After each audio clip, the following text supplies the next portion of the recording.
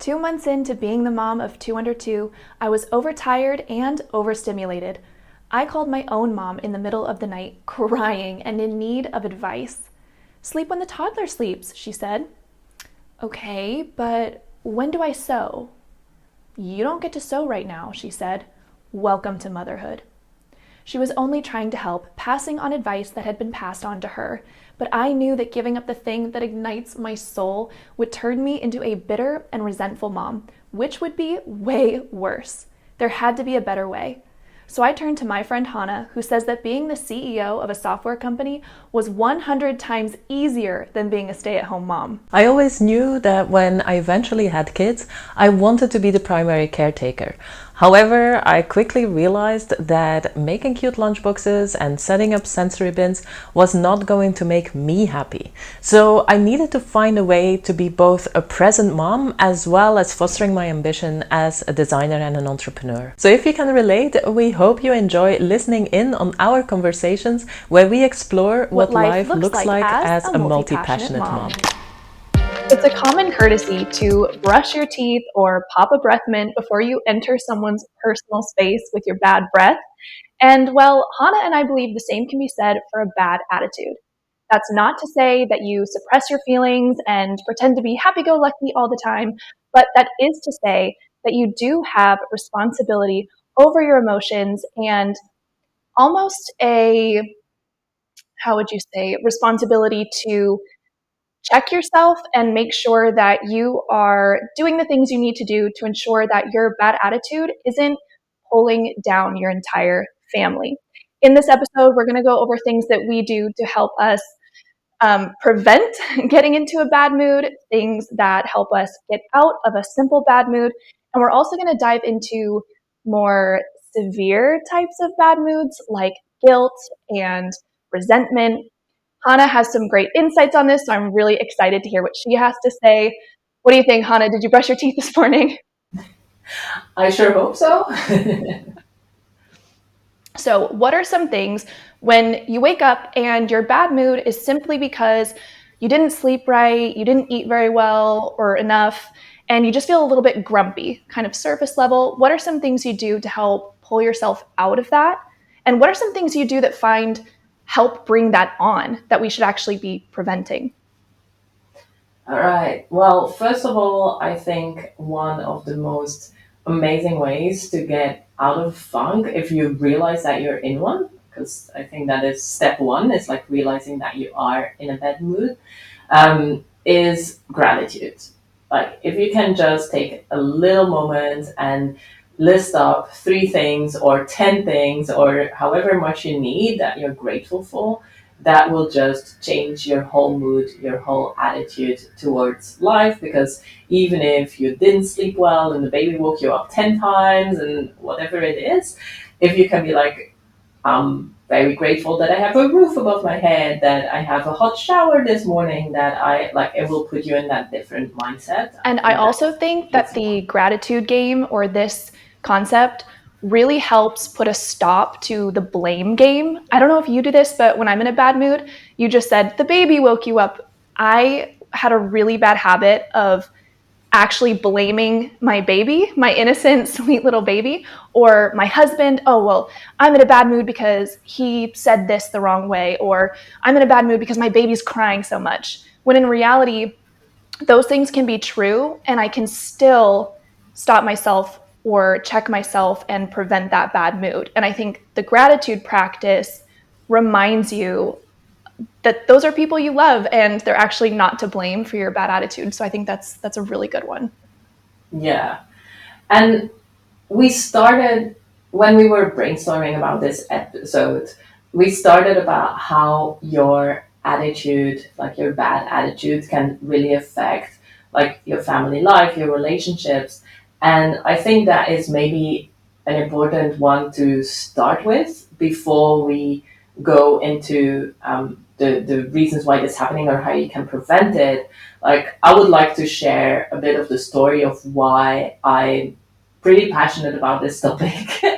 Because when I was having a hard time with my baby, what my partner was hearing all the time was like, oh, it was so hard and I didn't get him down for a nap. And we I was always sharing the negative things of my day. So whenever he was asking like, how are things going, or how are you doing, or whatever, the only thing that came out of my mouth was something negative, because I was so in the deeps of it that I didn't take that time to actually reflect on what was going positive with my day.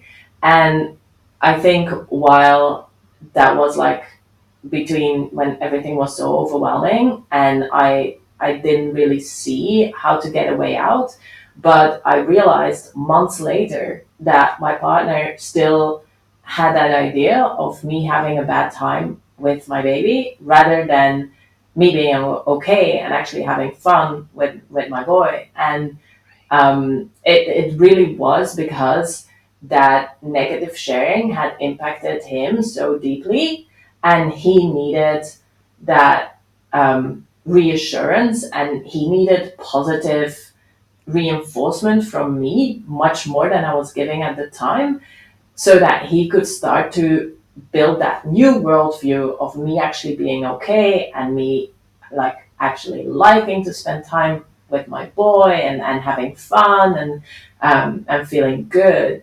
And so I think that that negative attitude, it doesn't just affect the moment itself, but it can really linger and stay much longer than you realize. Like I said, it was months later that my partner was still like kind of treating me like, I was super fragile, and I was like, no, I'm really doing good, like I'm having fun, I'm enjoying myself.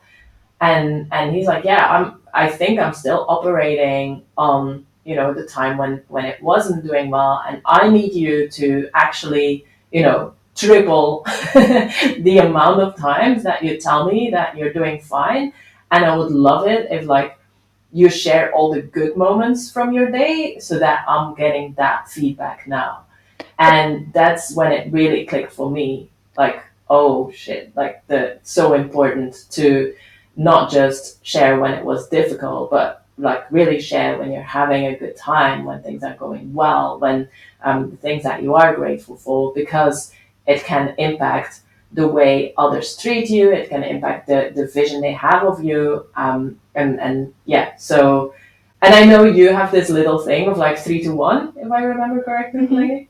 Yeah, it makes sense. I mean, so the 3 to 1 rule is, I read it in the book is called The Happiness Advantage. I just finished it by Sean Accord. That's why it's top of mind. But he does say that there's actual psychological research to showcase that for whatever reason, 2.9, whatever is the number that you need of positive interactions or reinforcements to offset one bad. So it totally makes sense that he would need 3 times as much positive reinforcement as negative. But it also makes sense because from your perspective, you're living the good and the bad. And so when you are expressing the bad, because that's the thing, it's helpful to vent and get it off your chest. You are helping yourself in that moment, but you also know that you get those positive moments because you're living it. He doesn't get to see the whole picture because he's not there throughout the whole day. So it would make sense that he doesn't know that there's a good picture when you don't tell them. And so I definitely agree with the gratitude practice, the 3 to 1 positive to negatives, because it is important to be able to talk to your partner and to share how you're feeling, even if it is negative. But for yourself and for your partner, try that 3 to 1 practice. I think that's a very, very useful tip. I've also found myself stuck in a negative mindset, and I was playing the blame game. As I mentioned, it sounds so ridiculous, but I was blaming my baby and my husband for my bad mood, and I was only concentrating on the negative. And it wasn't until I made a conscious effort to put top of mind the things that I'm grateful for, the positives that I do have, that things actually started to change. And my exterior world, things that were going on outside of my mind, actually got better once I made the change just simply within my mindset. It's so funny how that happens. So right now we're actually in this experiment with my partner where we went all in on gratitude. And when I say all in, is we share three things we're grateful for: morning, midday, and evening. So 9 a day, which might sound excessive, but it has been so great. We've known it for the last 3 weeks, I would say. So great to like have those positive interactions, and yet knowing what the other person is grateful for from the morning or from the afternoon, and even finding those little things that otherwise would go maybe unnoticed or unsaid, and really focusing on that rather than on the negative, and catching ourselves when we start bitching about something, being like, oh, watch out, this is danger territory. And like you said, I think it's very important that this is not like a everything is happy type of thing, because I do think it's very important to share what's bothering you and whatever, but it often is like that, the immediate answer that you're giving when somebody is like, oh, how are you doing? I didn't sleep very well,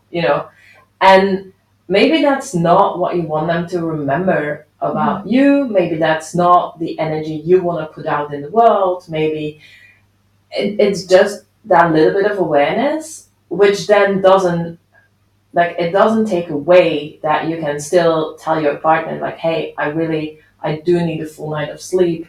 Could you do tomorrow night with the kids or whatever it is? But it's just that default negative or that default bad attitude, if you want to call it that way, or just like that default negative.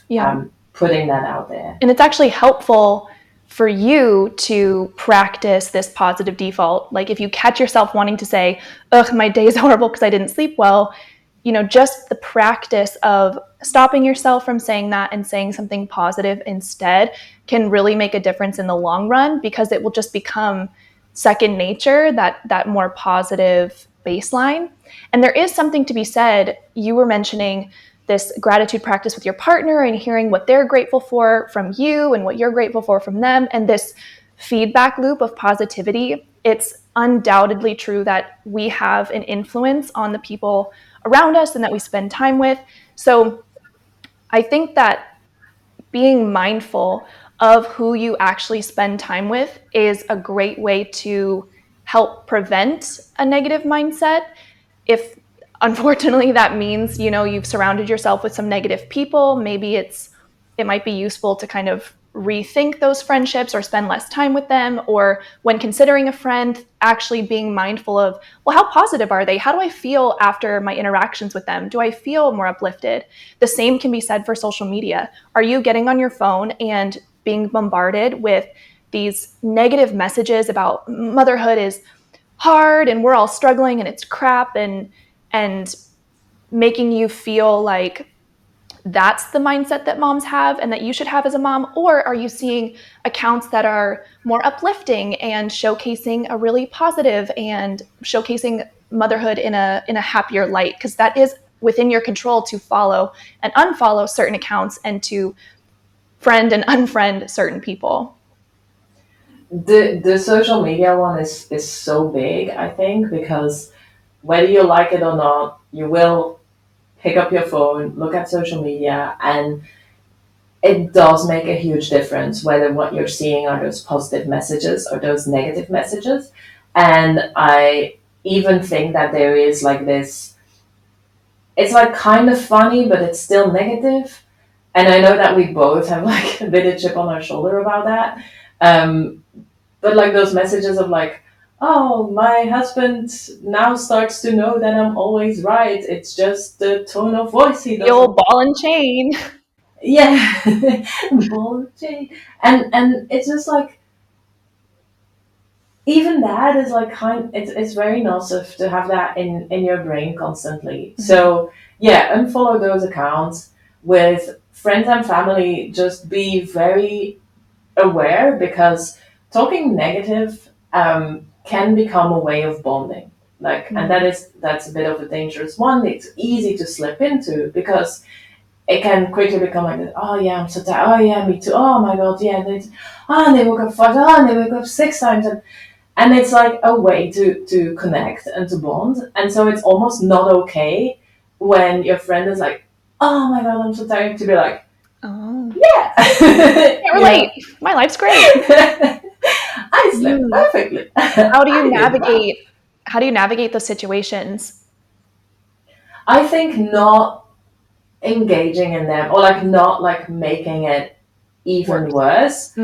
Like, Listening, being understanding, but not trying to one up them. So it's like, oh, well, you yeah, thought your night was bad? Well, I got 2 under 2, so try me. I agree. I think that obviously they're venting to you because they need an outlet, and it's great that they trust you to be the person to listen to them and what they need to get off their chest, but keeping it front of mind that it's not a competition. You're not going to then offer up negative things to make them feel better. You can make them feel better through positive encouragement, and also remembering that this is just something they need to vent about. It's not that they don't love their partner or their kids, and that they are trying to get out of their life or whatever, which contributes to that whole negative atmosphere of the conversation. So that's a great piece of advice. Not trying to one up people. yeah, and if it's something lighthearted, like I definitely try to give it a positive spin. So obviously not if somebody is sharing like they're having a really hard time, but somebody bitching about the weather. Like, I think that's like the funniest one, because like, yeah, it's raining. Like, what are you gonna do about it? And so when I catch somebody being like, oh, and it's raining, then either I will be like, oh, but yesterday afternoon, like, it was like, I'm so happy that yesterday afternoon we got to spend in the garden, or something like that, to like give it a positive spin. Mm-hmm. Or even like, oh yeah, that's perfect hot chocolate weather, Yes. Because I think like those interactions, again, so easy to just go with it, and also bitch about the weather, and then just holding off and being like, oh yeah, either just don't react. Like, sometimes no reaction is also a reaction. Just let it slip right by. Don't add to it. And then I do think, like you were saying, like just being aware of when you interact with certain people, like how do you feel after? If each time after those interactions you feel drained, probably not the people you want to keep hanging out with. And even if that is your closest friend from, when you were growing up, or that is your sister or whatever, like, it's still really good to be mindful about that, so that you can protect your own mental health, to be honest, and so that you can keep that positive vibe going. And sometimes sometimes you just have to take a little bit of distance, so that you are in a good space, and then maybe they will see it and they will come with you, or maybe they will be like, oh, we have nothing to talk about anymore, or we can't relate to each other anymore, or whatever. And that might happen, but it's not It's for the necessarily a bad better, thing. in a sense. Yeah, and it does seem like a small thing to not complain about the weather, but it just goes back to you're just practicing being positive, so that when it is a more difficult, when you feel more stuck in the negative, you have this practice under your belt that can actually help pull you out of that negative, when it is something more, when it seems more serious than something like the weather. But I definitely agree that who you communicate with and how you communicate with is important. Maybe some distance will come between you and some friends. If it's your partner, for example, and obviously you can't allow distance like that, I've had my husband say to me, and I to him as well, hey, is everything okay? You seem like you've been grumpy these past few days, or a little bit sensitive. I'd love to talk about it so that we can do the things for you that need to be done in order to help this. And those conversations, those communication moments are important. And I would love if you could, Hanne, touch on the concept that you really introduced me to, which is covert contracts, and how those can lead to built up resentment, the kind of silent but deadly kind of resentment that you might not even be aware of that you're harboring. I've definitely fallen victim to this in my own marriage. And I had to realize, oh, my husband can't read my mind. And if I just tell him how I'm feeling and what I need, then he would be more than happy to provide that. So yeah, give us a little rundown. What is a covert contract and how does it lead to built up resentment? So I came across the term covert contract for the first time when I was listening to an audiobook from Alison Armstrong. Love her work. She's amazing. She does a lot around, female male relationships, how to interact with each other, how to communicate clearly. And one of the concepts that she introduced me to is this idea of a covert contract. Now, a covert contract is any time that you do something, but you're actually secretly expecting something in return. Now, this sounds way more complex than it actually is. So let me give an example. If your thing is like cooking in the evening, and so you took on the task of cooking in the evening, and you can have multiple reasons why you did that. Maybe, fresh food is important. Maybe it's your way to show love. Maybe it doesn't really matter why you decided to take on that task. But in return for taking on that task, you're actually expecting your partner to be really grateful for having a home cooked meal and to tell you every time, like, hey, this is so amazing that you're doing that, whatever. But you never told him that, or her, your partner, that was the contract that you made. I was like, I'll make food in return for you being really grateful for this, Mm-hmm.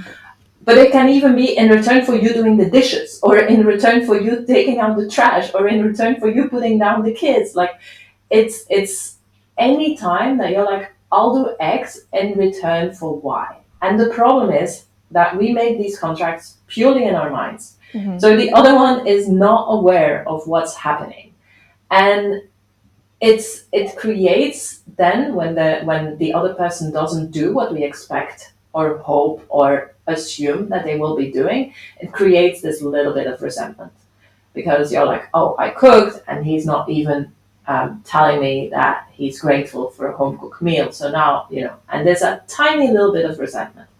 And the more covert contracts we have running our lives, the more of this resentment that will build up. And the problem is that it's so easy to make these covert contracts. Like, it's insanely easy to do. Another example, like one thing that I will do is like, oh, I take a quick shower. Like, instead of taking the full half an hour that I usually take to, get ready in the morning and have some time to myself, I will quickly shower 15 minutes. And then in my mind, I'm kind of expecting my partner to spend an extra 15 minutes with me, having a coffee. And it's like, nobody asked me to have a shorter shower, but I will be snarky because I don't get my extra coffee time. and so that little bit of resentment because we expect something to happen that isn't happening can really build up and can come out in passive aggressive comments, snarky comments, then blowing up, like the moment that you completely blow up about something, either something stupid or because it's just too much, and then all these things come out and it's like, oh, you don't even tag me when I'm cooking, and you don't, and I'm taking shorter showers and I need more time in the morning, and then everything just becomes like this, what just happened? Mm-hmm.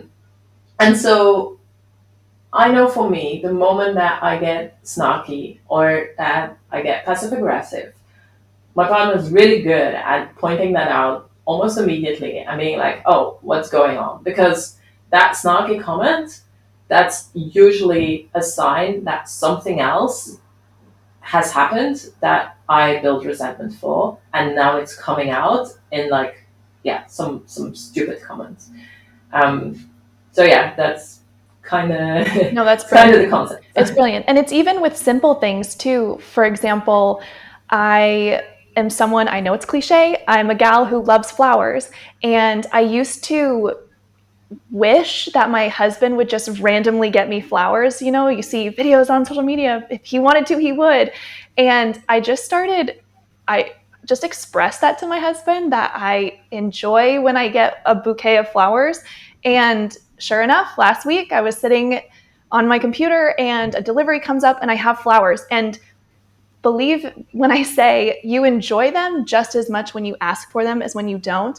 And it's the same with this validation for, in Hanne's example, cooking dinner. You will feel just as appreciated for cooking that dinner when he compliments it after telling him that's what you need, even if you would feel as good about it, even if you didn't have to ask. The validation is a good feeling regardless. So you might as well express what you need in order to get it in return.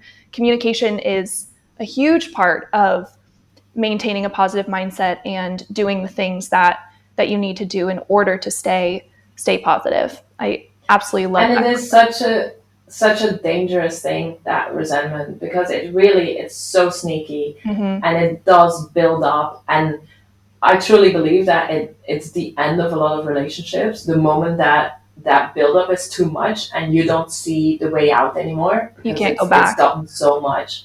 And I think with the kids, it's also a very dangerous trap to fall into, because you could have this covert contract with your kids where it's like, if I'm picking up the toys, then you should at least be grateful, you know. And so again, this is 100% a covert contract.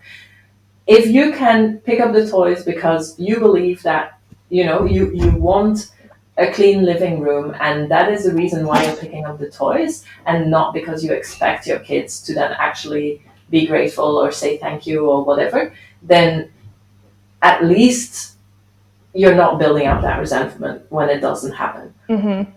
And yeah, I'm so big on that, because I can see it in so many different relationships where you're like, oh, clearly this person is expecting something that they're not getting, and their partner, their kids, because it's always with people you care about, it's with your loved ones, and it's so sad when you see like a relationship gets sour and sour and sour, you know. Yeah, the resentment towards the kids, that reminds me of the cliche, oh, I could have been somebody, but then Johnny came along, and that sort of resentment that you see from a mom towards her kid, where she, I don't know, expected that the child would allow her to also live out her dreams, that it's the child's fault that she didn't figure out how to prioritize her time or how to be grateful for the change in her situation.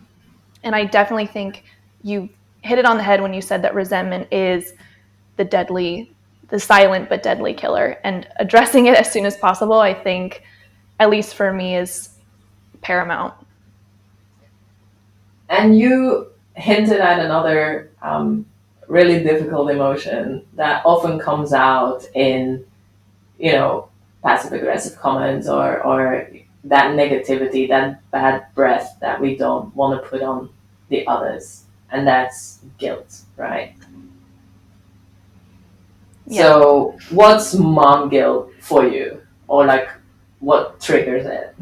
For me, there's different levels almost of mom guilt. So there's the surface level, which is the classic: when I'm not with my kids, I feel guilty that I'm not with my kids. And when I'm with my kids, I feel guilty that I'm not cooking dinner or cleaning the house or doing the other 10 jobs that I have taken on.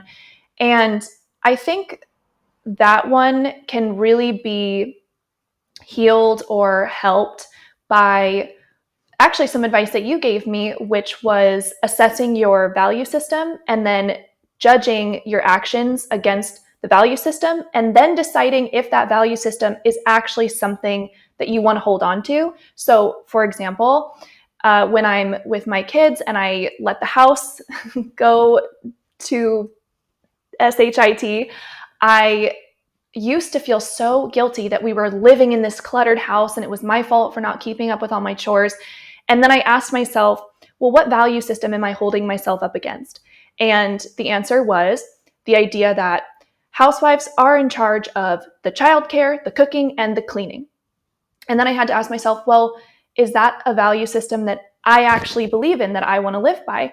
And when I thought about it and just who I am as a person, it was actually no. I think that childcare, cooking, and cleaning are all very big responsibilities on their own.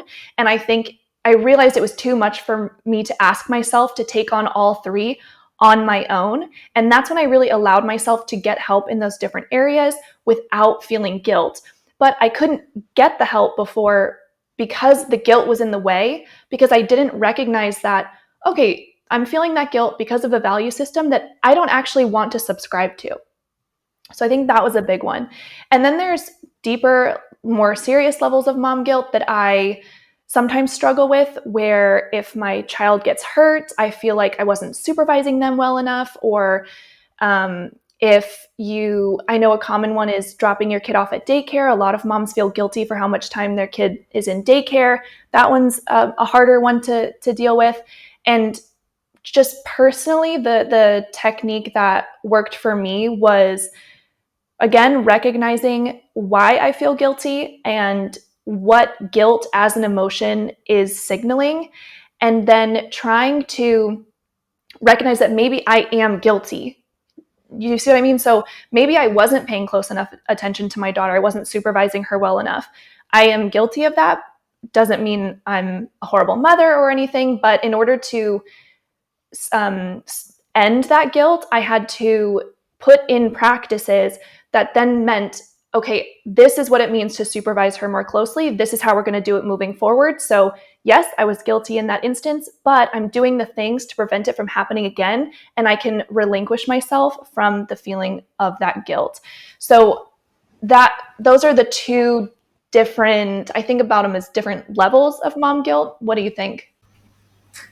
Yeah, I think with both the guilt and the resentment, like one thing that comes up is just being very aware of how you feel, right? And accepting that, first of all, being like, oh, interesting, I do feel guilty about this. Like, why? And then you can investigate, being like, okay, it's because some value system I don't actually subscribe to, but that was put on me, or it's, something that I actually really care about, and so I want to aspire to be like that, or to, but everything starts with that self awareness. And so if we talk about this bad breath and bad attitude, it's like, can you be self aware and contained enough that you realize, like, oh, me lashing out on my partner is not because he or she actually did. It's because I am feeling guilty for my kid being half an hour longer in daycare, or it's because I am feeling resentful about something that I took on that was too much, and yeah, just being like, when you are going down that negative cycle, and being, yeah, in that negative attitude, it's like, why? What is the root cause? Is the root cause that you're not having enough time for yourself? Is the root cause that you're feeling guilty? Is the root cause that you're feeling resentment? Like, what's going on underneath? Because the gratitude and all of that is really good, because you focus on the positive, but if you don't fix what's underneath, it's not actually going to help. Then it's just like, lipstick on a pig, to put it bluntly. Exactly. The self-awareness is a huge aspect of it. Having those conversations with your partners to get their perspective of it. I mean, they are with you all the time. They know you and love you and want what's best for you. So even getting their feedback on your behavior is helpful. And I think that once you recognize that you've quote unquote had a bad attitude, then you can then start to investigate, as you said, is this something more simple? Am I grumpy because I'm not sleeping well? I need to improve my eating habits. I need to stop doom scrolling and get off social media. Or is it something more serious, something underlying, like resentment or guilt. And then once you address where within those pockets of a bad breath or a bad attitude that you fall, then you can go in and address how do you actually relieve yourself of those feelings. Where I think the one maybe dangerous one, especially for moms, new moms, is like, where do you draw the line between having a hard time and needing to have positive attitude versus something like postpartum depression or like something more Yeah, that's deeply interesting. going on? So I struggled with both my girls, actually. It tends to get really bad. My breaking point, so to speak, is around 3 months. That tends to be my pattern. And even more so the second time around, because I had two under two. I'm not even sure if that's the reason, but I was, I'm positive that what looked like the baby blues was brought on by exhaustion. I was incredibly sleep deprived, having discontinuous sleep, but also just the healing process of giving birth. My second baby was premature. It was a traumatic experience for my body.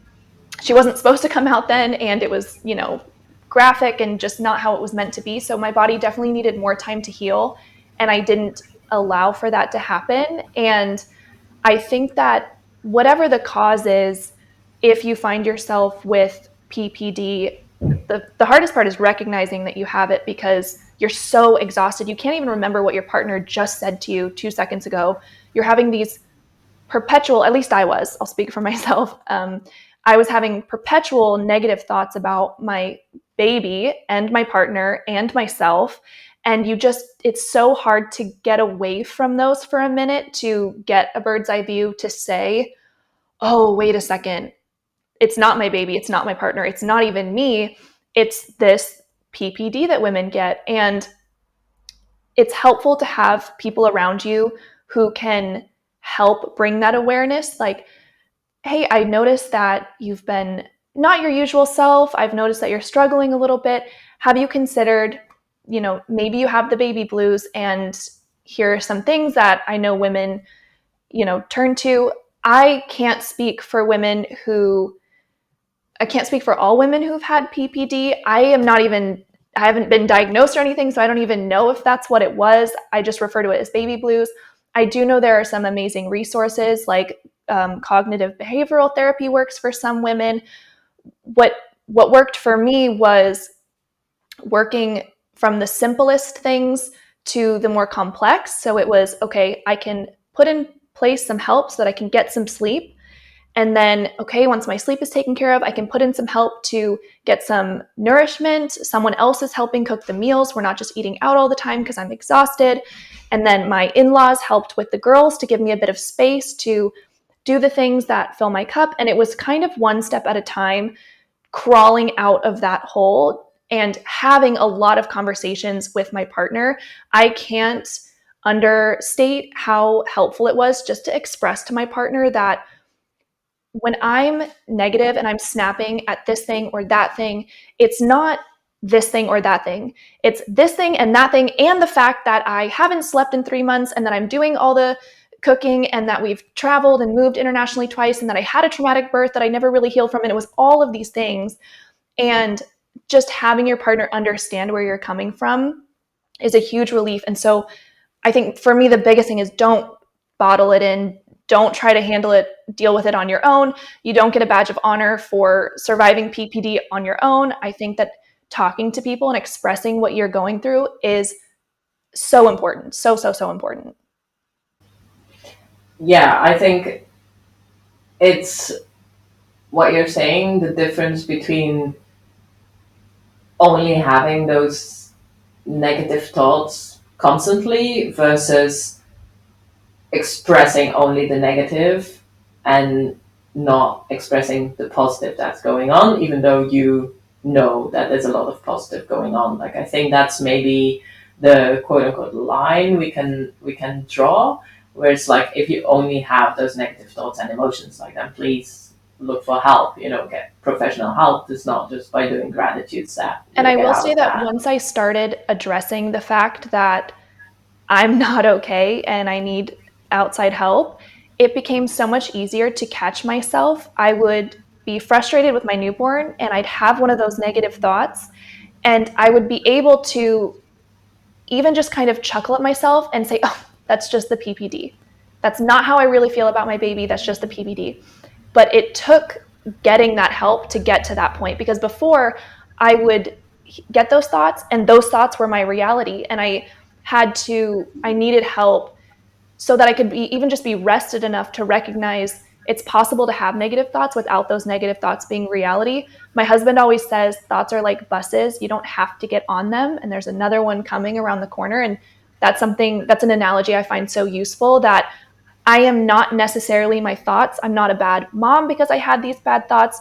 They're just part of the human condition, and you don't have to subscribe to them. Mm. I love that one. Like the bosses that you don't have to get on them, because if you think about all the thoughts that you have during the day, imagine that you had to entertain them all or think that they were all true. Like that would be absolute insanity. Exhausting. Yeah. Yeah. And And I sorry, go ahead. and then I was just going to say, and you know, moving to a more lighter note, when you're dealing with just your typical grumpy attitude, it can be fun. You can make it fun to pull yourself out of the hole. If you're in a good mood, then you're not necessarily going to get dressed up and listen to a fun playlist because you're already in a positive mindset. But if you're having a grumpy time, I know for me, when I haven't slept well and that's the sole reason that I'm feeling grumpy, it's like, okay, girl, time to rally. Let's put on our party playlist.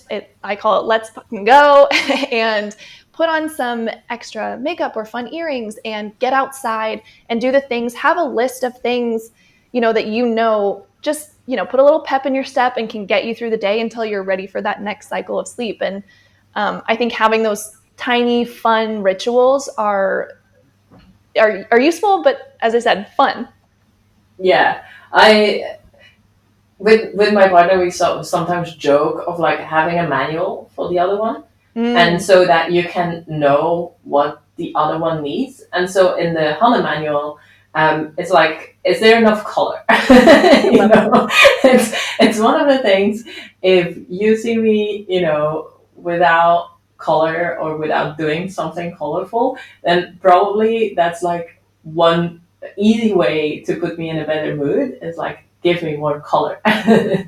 So that, and I think sleep, it's probably like the biggest one, and the one that, like, yeah, especially in the beginning of like a new baby, and it just, yeah, it It can't doesn't be it doesn't understated. work. It's super hard, but that's also why that's like step one. Can you repair sleep? Yeah. Like, did you sleep enough? And I think a big thing is you need help.